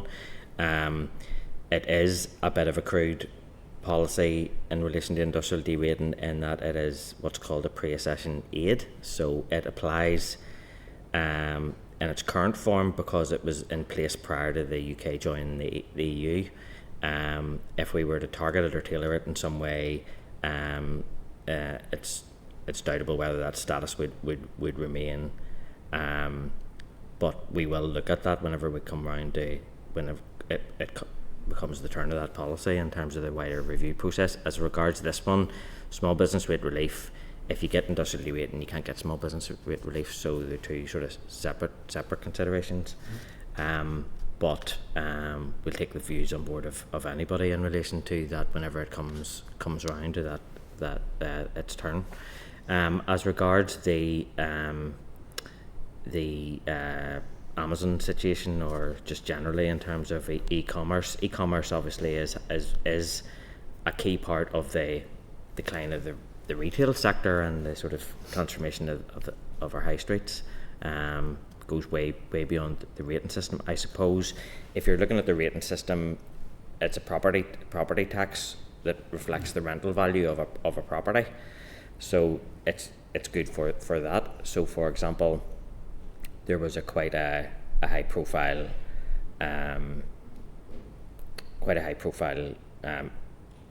news coverage a few years back about Starbucks and the level of corporation tax that it paid, but they paid all their rates because it was a property tax. We knew they were occupying it, and they paid it. But they're paying that in line with the rental value, so it follows the market. In terms of wider things that you can use to tax Amazon on within sort of wider suite of taxpayers, I think that's part of the issue that we have with having business rates as a devolved matter and having the other taxes in terms of corporation tax, etc., sitting at Westminster. So I know in England they're now increasingly looking at that sort of balance of all the taxes, and they're saying, well, you don't pay this, so you can pay this, and they can sort of work it out depending on the tax footprint of the whole business and all the different levels of taxes that it pays across them. Here, obviously, we just have that one lever, so it does make that difficult, and there's limitations to what we can do as a devolved assembly. But I still suggest antiquated. But anyway, a couple of questions, Andrew. See, the early payment discount scheme. So in our pack, page 113, I think it's the consultation responses sort of summary. But it sort of just it says that that scheme is more of a benefit to people with more disposable income. Could you maybe just elaborate, because I don't really. Well, the point that was being made, I think that's going back to the Secretary of State's one and the report that was done at that time. They was effectively just saying it was with people with the cash to pay their rates bill early, which is in contrast to those who might only be in a position to pay it month to month. They wouldn't have the total rate bill sum sitting in their account to pay in one go. Just two quick ones from me, Chair, if that's okay. In terms of the landlord alliance scheme, could you maybe expand upon that, about how much how it works and how much it sort of amounts to in total, if you have that detail? That'd be useful. Landlord alliance, effectively, one of the key differences, there's a few differences obviously. England, Scotland, Wales have council tax, we have domestic rate system. The council tax evolved from the poll tax, so has a personal element. Our one is still the domestic rating system and still applies in terms of it being a property tax, based on the capital value of a property, and each individual property is valued separately. So in the rental sector, the landlords are held directly liable for rates under our system and pay directly to LPS. I know debt has been a consideration around the rating system. One of the key tools that we have at the moment is the fact that we can hold a landlord directly liable, which is a particularly useful tool in relation to properties where there's degree of transient occupation, or where student homes, things like that, where we collect that directly off of the landlord, but in return for that they're paid an allowance. And likewise, how much is that? Do you know what it is roughly? It's £15 million for the landlord allowance. It's paid every year to the landlords? Yeah, per annum, yeah. I think it's 215,000 individual accounts, but that obviously includes the social rented sector as well. Yep, so it's excessive, but I appreciate that. And in terms of that, one of the responses in the consultation response survey suggested about landlords could pay business rates, because obviously it's transaction, they're charging people money, and they're operating as a business, and obviously charging through the nose for rent. Is there any assessment done by, if not you, then your department, about how much additional income revenue that could bring in if that was the case? It's on ballpark. No, it's difficult to know whether you would, on that one, whether you would actually realise more revenue or less. So I think people just assume that because it's a business it would necessarily have a higher value, but I think it just depends on the individual property and what it's let for, But the department, if LPS have decided they could in theory charge a landlord a business rate which would be higher, but you could change the legislation. I don't have the percentages. You could change the legislation that would bring in an extra to charge them, but at the moment it's worked out on they're valued for domestic purposes. Yeah.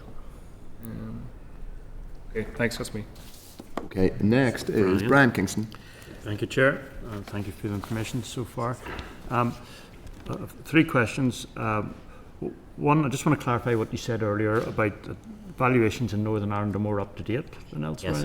Is that for commercial or domestic? For commercial, yeah. Not for domestic? Domestic, yeah. Well, domestic they are too, actually, but... I thought our domestic valuations were actually quite out of date. No? Well, I would say the domestic ones are out of date, but they're not as out of date as the council tax.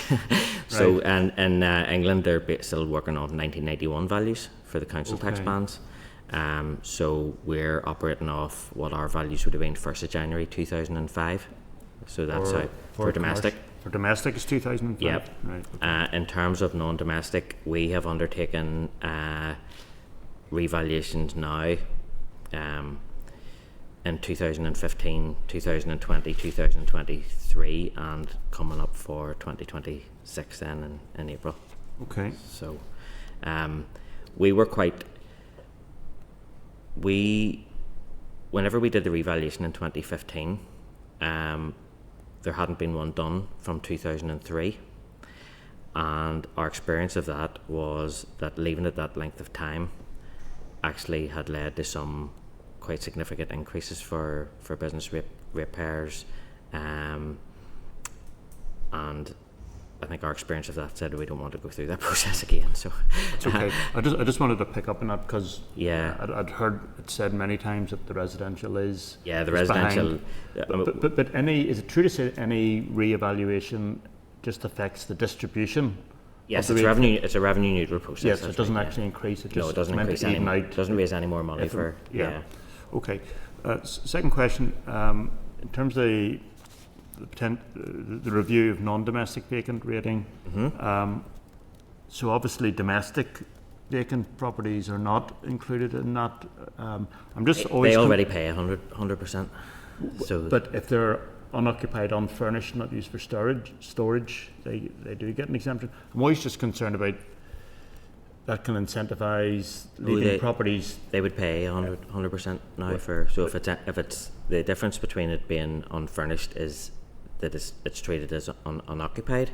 So if you have a property and it's furnished, for example, you would pay occupied rates on that as the occupier.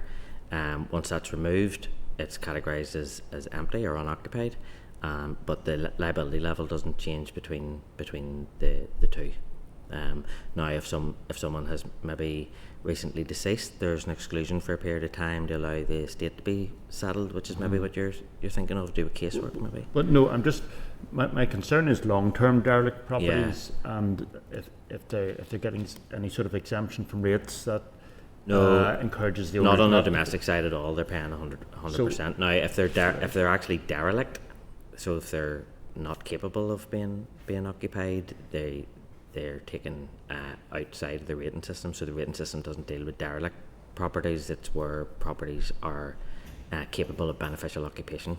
They fall within the remit of the rating system, and that's part of, I think, what they're looking at in the dilapidation bill is in relation to those things that fall outside the immediate sphere of the rating system.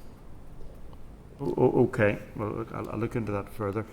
The last point, it's a wee bit outside the remit of this, but it's included in the LPS consultation about halls of residence. Yeah, in relation, we looked at that for the Secretary of State, Yeah, which obviously it's been great to see the growth of those in Belfast, and there seems to be a good demand for them, and it's brought regeneration to parts of the city. My understanding is university-owned ones don't pay rates because they're a charity.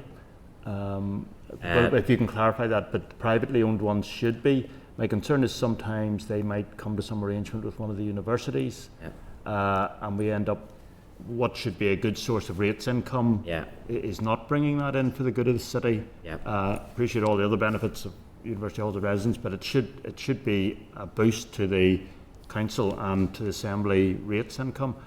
What analysis has been done of those? So the mechanism for, if they're owned by one of the educational establishments, they have to then prove that where they're getting the benefit of that exemption, that it's then being passed on to the students that are occupying it by way of reduction in the rent that they pay. But like you, I would be quite vigilant in terms of keeping an eye on that to make sure, as we've got now over the last couple of years, an increasing flow of private sector developers coming into the system, that is continuing to be placed, and that the policy is continually monitored to make sure that it is fit for purpose there. I don't want to see a good source of revenue turned into something that is because increasingly that the amount of planning permission that's being granted for these things and the obvious nature of them as a feature of the built environment in Belfast in particular, but potentially in the northwest. I think it's something we've looked at before. I want to get it on the agenda to sort of look at as part of the strategic review process sooner rather than later, because I don't want that happening on our watch. Has any study been done of these? No, I mean, at present it's only there for the ones that are operated by the universities. The private sector ones are liable for rates and have been asked to pay. Now, it is obviously within their right to continue to try to appeal and try to sort of look at whether that there's any way of them. It's not avoiding their rates necessarily, but it's just that they can probe the legislation as tightly as they can.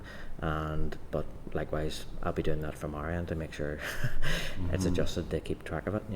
But you would say most of the new ones built over the last 6-7 years are paying rates. You would say when they're clearly privately operated. Yeah, I mean, there's some. I think there's a couple that maybe have specific arrangements. There's one opposite Enst school there in Belfast that I think maybe is run by Queen's. Right. Yes. But others that are their private development up around Yorkgate and stuff like that are, I think, I don't have the individual details to hand, but I'd be they're interested in rated a as the report on private. it at some stage.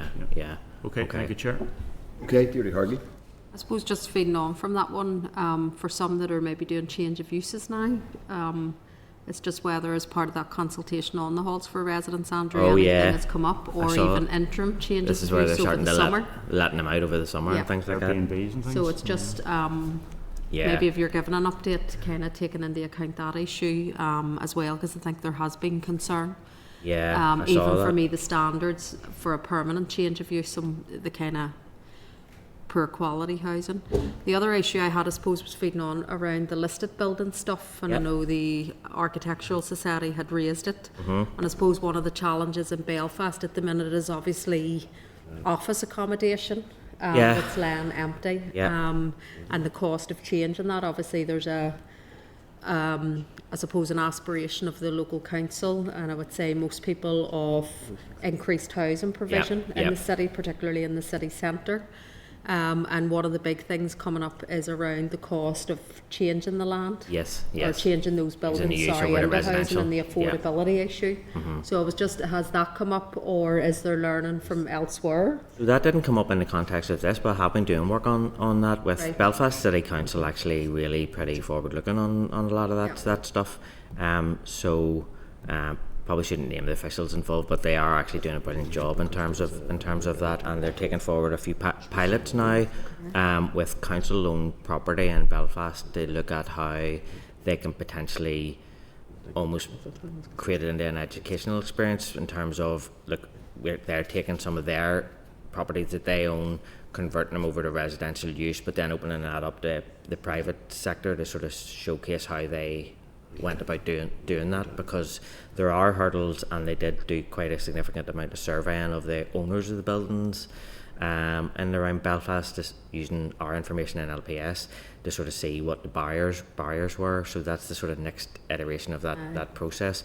And I think I was sort of, when I met with the councils at the start of September, I was sort of saying about how forward looking Belfast were on that, and some of the other councils then were sort of reaching out to see, well, what can we do in that space, in terms of their own portfolio properties, or if there's anything similar that can be done. So there's a few councils looking at it now, but Belfast are pretty well ahead on some of that stuff. Okay, and that's also the vacant kind of Yeah, properties and yeah, stuff at the minute yeah. as well, because there's lots of them. And I suppose the other issue was just around, I know Jerry touched on it a wee bit, in terms of across all of the engagements and consultations on the different aspects of the review of rates, just what engagement there was. I mean, I know there's some exemptions around charities and stuff, Yeah. but I'm thinking more widely around social enterprise. I'm thinking around the emerging of community wealth building and cooperative development and stuff. I know there's a pilot that DFC and the Department of Economy are doing at the minute. They're funding 2 pilots on Yep. on that, and obviously we want to encourage more use of that. So I'm just wondering, has there been any feedback or engagement, or even when you're looking at rate relief, if you want to revitalise town centres or city centres, how we make sure that we have a social output to that as well, and you're encouraging more social enterprise development and opportunities in those areas, and could there be greater relief for that type of development? 2 teams that have been working with there is a team in DFC that's talking about sort of renewing different areas, and DFE we're also looking at the potential for, which is slightly different, but putting in sort of their kind of looking at proposals for investing in kind of business growth hubs and things like that, sort of being put into those areas, which isn't exactly what you're talking about, which is similar. I kind of do have contacts within both of those departments. I'm happy to reach out to them and look at that a bit further in terms of the specific issue, if it would be helpful. Yeah, but it's just around, can the rating system play a role in that then, in the non-domestic? So in terms of exemptions, do you encourage that type of Well, if they business activity? If you be done through sort of first occupancy discounts, is that what you're thinking yes, of? or Yeah. is there a gap? Is there something else that could be done? Is there learning from elsewhere, for example, on these islands of, similar things or new initiatives that they're taking? I'd just be keen to. Take that away and have a Okay. look at that for Yeah, you, no, and that'd be maybe want to great, reach thank out. Yeah. Okay, That's me. that's you, David. Next is I think No that's further. so. Just a couple of additional points from me, Andrew, Yeah. and thank you for taking all the questions. Nova, where are we with the Nova contract? I know it may not be precisely in your bailiwick, but there's been some discussion about there was a bit of a delay. There was litigation of some kind last year. It was delayed. So what's happening now with the Nova contract and LPS? I think, yeah, it is outside my. So be careful what I say Okay, here in case that's I fine, don't worry. completely send you off on the wrong path. Right, But yeah. yeah, in terms of Nova, it's not that there's any tremendous change in terms of the work that was encompassed within the Nova process.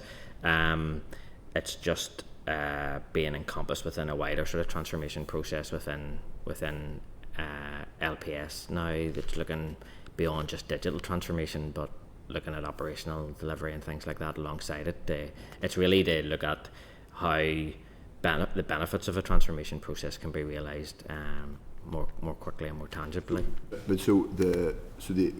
a contract was signed by Fujitsu, which then went into litigation of some kind. No, That's all. that's resolved. Yeah, the contract's But- progressed now in terms of So the contract is live and operational. Yeah.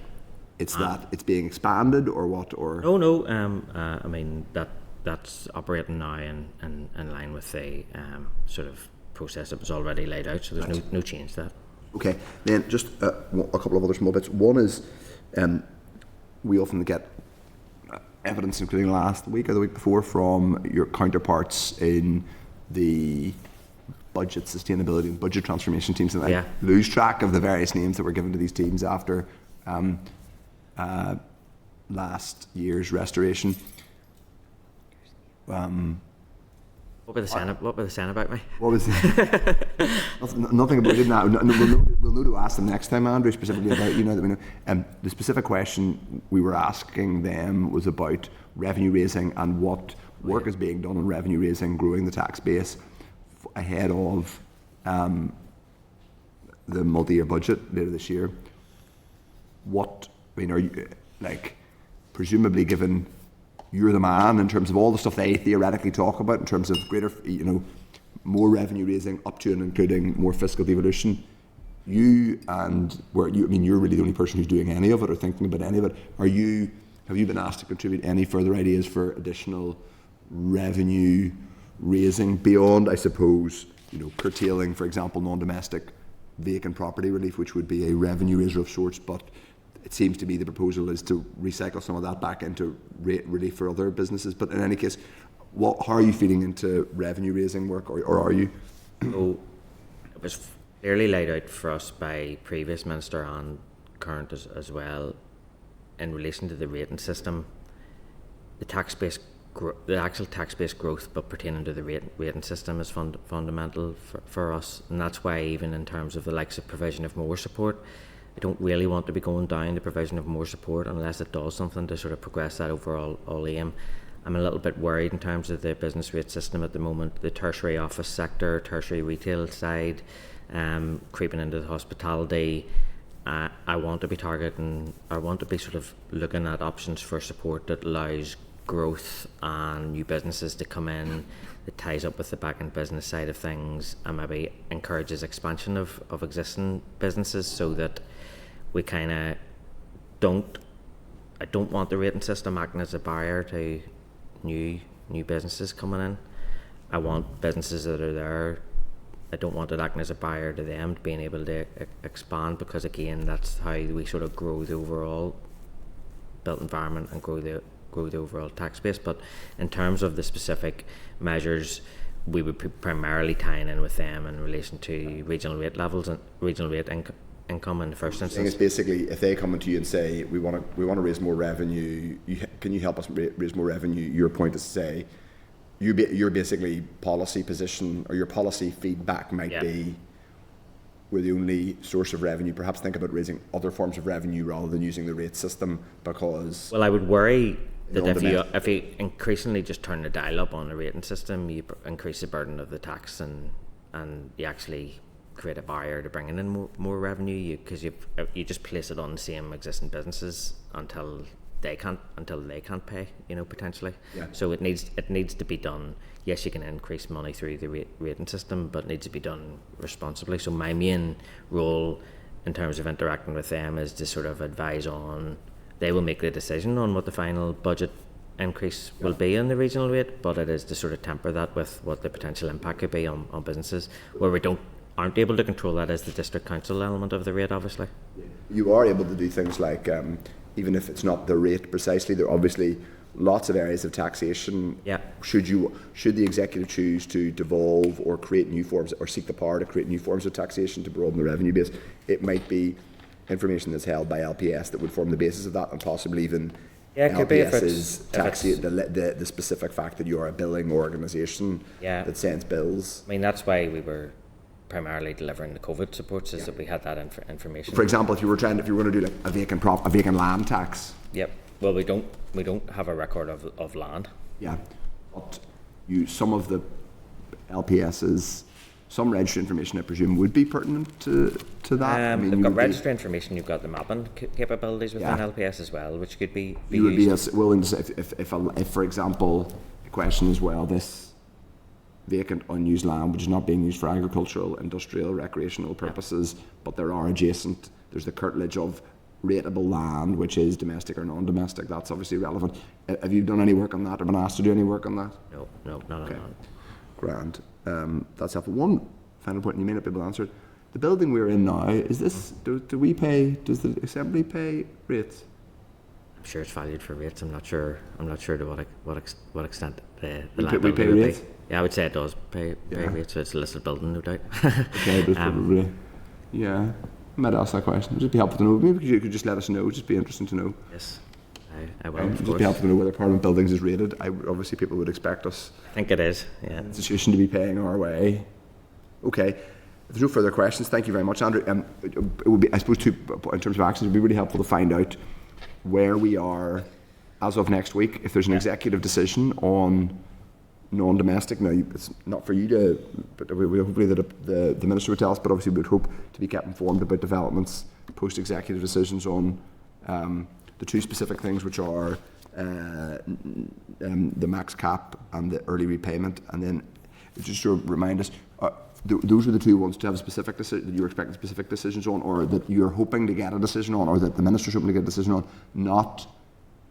But was it also non-domestic vacant property relief and the support? No, it's just the first two. They haven't went to the executive. We would be consulting, I think, as a department. You would like to go to the executive before budget on that too. I'd say the Minister will be outlining what he's going to do on those two areas though before that. So if there is a statement or there's anything like that in relation to it, I'm happy to come and talk to that if required. So. Okay. Grand. Okay. Cheers. Thank you, Andrew. Way to look up the Assembly buildings on the valuation list now. Look forward to hearing, so we find out whether this building's paying rates. Certainly. Do government buildings pay rates? Yes, they should do. Yeah, civil service buildings. Thank you. Generally, for exceptions are things like charities or where there's other rate reliefs. Okay. So we will find out. Now, next item is agenda item 9. I think we've got the bits of follow-up information. Agenda item 9 is legislative programme for autumn-winter 24-25. The department indicated that a written briefing on the legislative programme for autumn-winter 24-25 would be available for this week's meeting. This was agreed as part of the committee's forward work programme. However, no briefing was forthcoming from the department. So, we don't have it. This was not set in time to be included in the main pack, nor was it received in time for inclusion in the tabled pack. There is one additional bill, which is the marriage bill, Chair, yes. Which we have talked about. We did get a briefing way back when from the civil law. We've had a couple of briefings from civil law reform, and they also have briefed members on potential divorce bill, where there has now been a consultation's gone out on that. Marriage bill, just to sum it up, Chair, was levelling up the age of marriage to 18. Currently, there's a provision for 16 with parental agreement. The situation in England and Wales is 18. Situation in the South is 18. Scotland is looking at this separately and doesn't apparently have plans at the minute. But it was moving up to 18 as a universal part of a global campaign against child marriage. And then the other aspect of it was actually putting into statute things that are already happening around the ability of other groups to perform marriage in a regulated way, i.e. be able to perform marriage under certificate. Currently in law, it's civil provision and religious provision. This would allow non-religious groups to be able to do the same. That's already happening. It's not being provided for in statutes. So there are guidelines out there, but those are obviously not legally binding. So it would bring that in as well. We obviously haven't seen a draft. We've seen a very, very high level scoping parameter, but that bill is now on the legislative slate to come. I would anticipate New Year rather than sooner, but I wouldn't want to totally commit to that. Then divorce, as I say, consultation's current, so at a push it could come before the end of the... So we will be getting briefing on the divorce one once the consultation's finished. So that will be an opportune time. That'll be before the end of the year. That'll be an opportune time to actually ask officials what the likely timescale is. But marriage, yes, we should see this mandate. Great. Okay, helpful. Members are happy enough, and we are agreed. If members are agreed, so it would be helpful, obviously, if we had the briefing. We had clarity on this bill, but we will get that. And if members are content, we will write to the DALO to raise those points. Grand. Okay. Item 10, agenda 10 is correspondence. 10.1 is Hansard on the multi-year budget briefing we had on the 1st of October. That's for noting only. 10.2 is the ESR report, the Examiner of Statutory Rules 47th report, nothing in there, so that's for noting only. Draft forward work programme is at page 233. We have an updated, oral briefing with the Minister, also briefings on LCM, and obviously we've got lots of other stuff. So, Clerk, do you want to update Chair, us? really just to highlight, as you say, we have the Minister scheduled in now for the 10th of December, which is our final meeting of the year. We also are looking at doing the visit down to LPS around the SAMU on 14th of January. So that would be our first meeting of the new year. It's the way the dates fall, it's 14th is kind of how it's worked out. I've already been in conversation with the Chief Executive down at LPS, and that's underway, so we'll again provide members with more detail. Just also to flag up again about next week, starting at 12:30 up in the private dining room. We're still pushing for trying to get dates to pin down briefing on the legislative consent issues that we know are coming, and I'm hopeful we get at least one of those pinned down, hopefully before next week, but we're looking at probably early November for those to happen too, because we need to keep those happening in a timely fashion. But that's probably all I wanted to highlight, Chair. Grand. Thank you very much. Members happy enough with that? We're content it's published on the website. Great. Okay. Agenda item 12. Any other business? I have no other business. Anybody else have any? No. In that case, we'll move to date, time and place of next meeting. It's Wednesday, 22nd of October at 2 p.m. in the Senate chamber. However, before that, we're having a strategic planning session upstairs in the dining room at Parliament Buildings. Really grateful if people could come along to the strategic planning session to discuss the rest of the term, and it's a really good opportunity for us to think about that. Okay, but I'm going to put the question: the committee is now adjourned. The committee is now adjourned. Thanks, everyone. Thank you, Chair.